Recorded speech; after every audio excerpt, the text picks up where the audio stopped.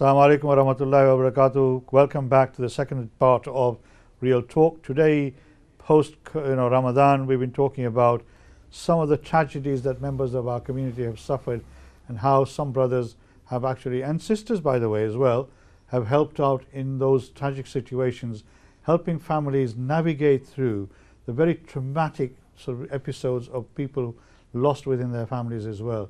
And I know it can be extremely traumatic, it can be extremely difficult, because like as I said at the top of the program, I think every one of us will know of someone who has lost members of their family.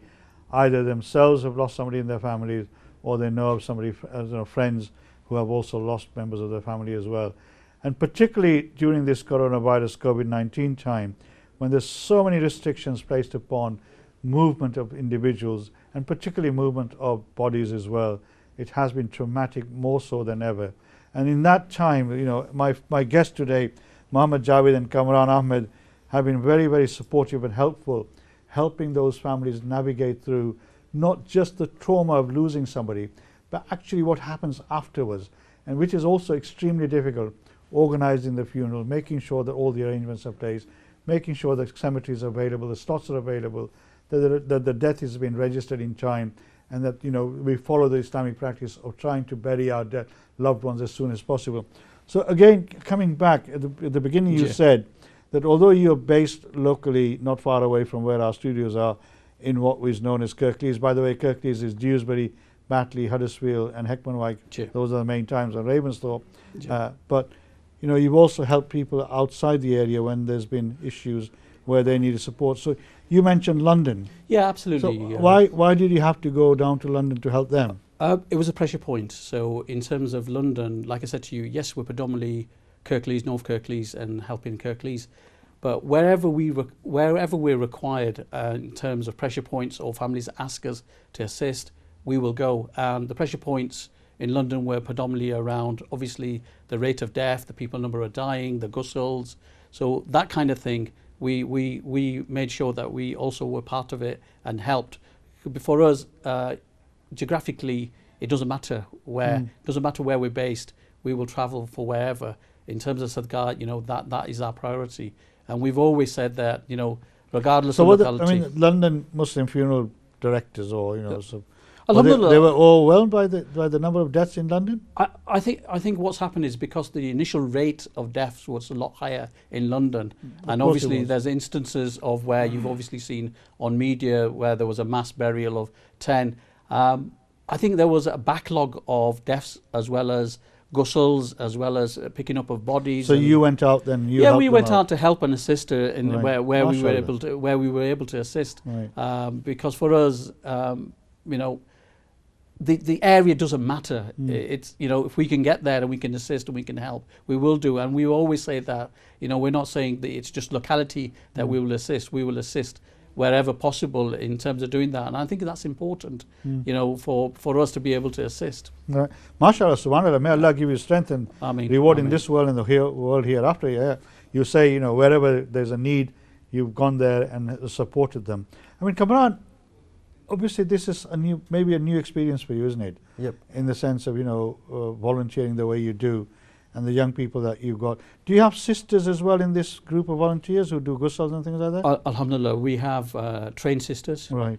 Also alims, and we have people that are fully converse in Islamic as well as sisters, because obviously with ghusl only sisters can perform. Of course. We're sisters, so in that respect, yes, it's not just purely male volunteers, we have female volunteers. Right. And they're also trained not just in ghusls, but in terms of PPE, in terms of doing the whole process in terms of safeguarding, distancing.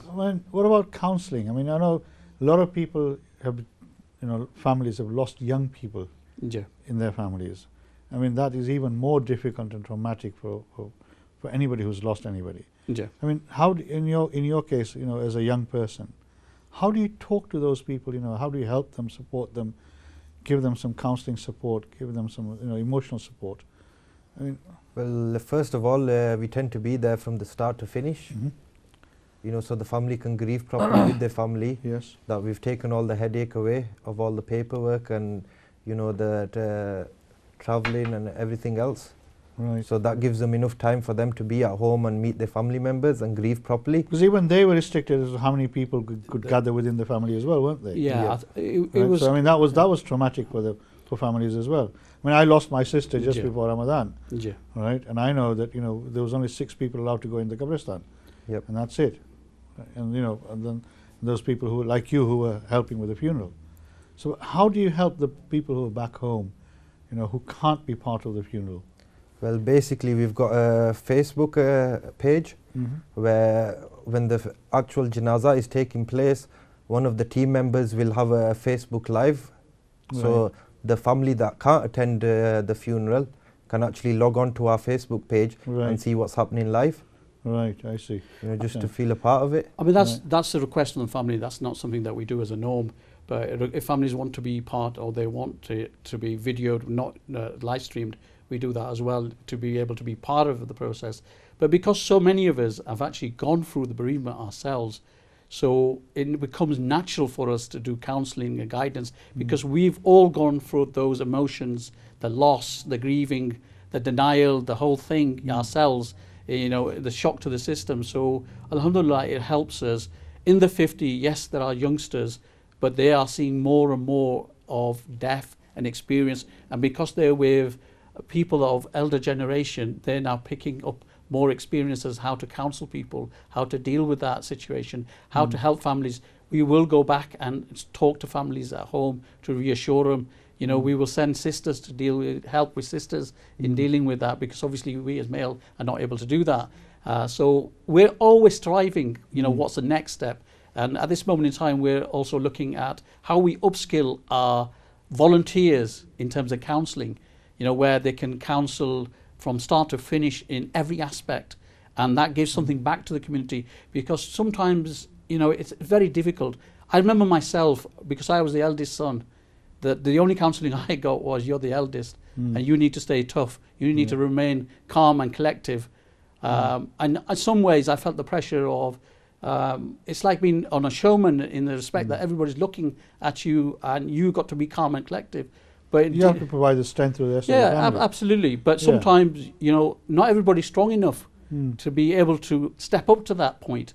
And sometimes people do need reassurance and guidance, and obviously some kind of sort of sport, moral support. And I think sometimes, as a community, alhamdulillah, we're very good at a lot of things. But I think counselling is one of the things that, certainly for me, is a big objective from now onwards in how do we upskill all our volunteers? How do we get more counselling in terms of bereavement, that be it for sisters, be it when children are lost, be it for, older generation, because it's important, because sometimes it's easy to do the burials, the janazah, the whole process, repatriation, whatever, but then what happens thereafter. Alhamdulillah, I'm saying there's a lot of mosques, there's a lot of imams, there's a lot of counselling in that respect, but we trying to sort of also upskill those 50 volunteers to be multi-skilled in being able to deal with that, and that's inshallah, and predominantly we'll be looking at.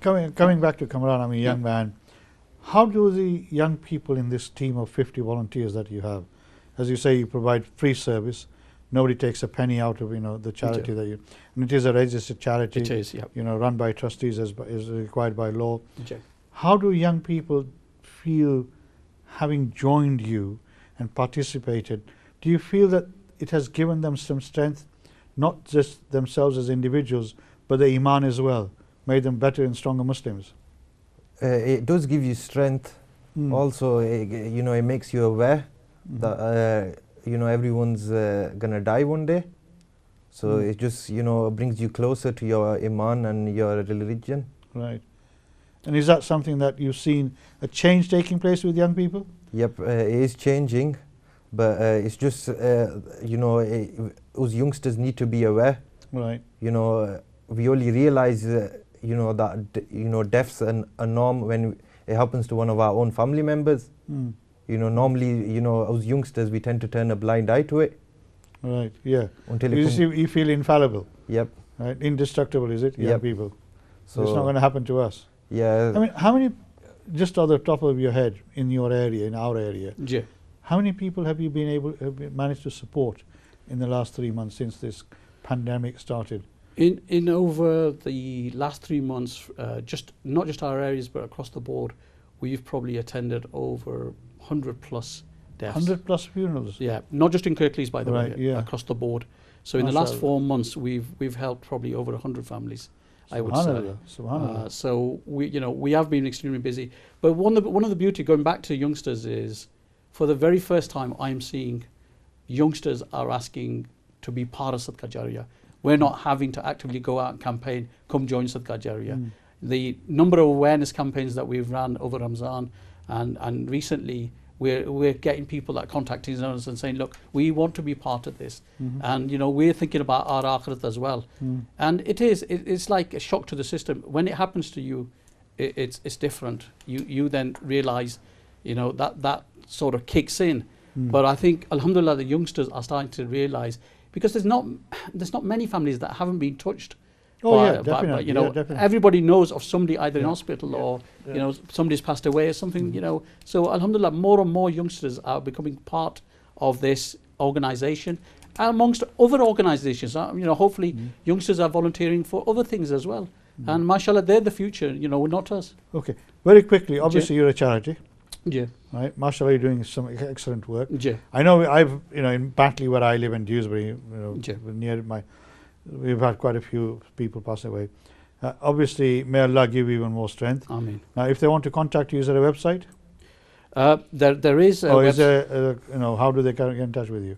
Right. I've got very limited time. There's a combination of things. You said there's 3 numbers. Yeah. There's 3 numbers. One of the main numbers is 077 148 37167. Right.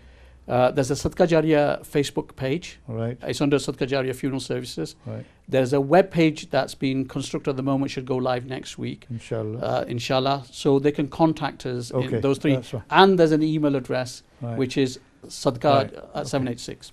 Okay. So hopefully you found something really interesting here. May Allah give them strength, even more strength for what the work they're doing. Ameen. Amazing work they've done in very difficult times. And I hope, and this has been replicated throughout the country. There are other good organizations doing some similar work as well. May Allah give you strength, Ameen. and both in this world and the world hereafter. We have to go for a break. Inshallah, we'll be back very soon. We'll talk about some of the positive work that's been going on in terms of supporting other communities. Take care. Assalamu alaikum wa rahmatullahi wa barakatuh.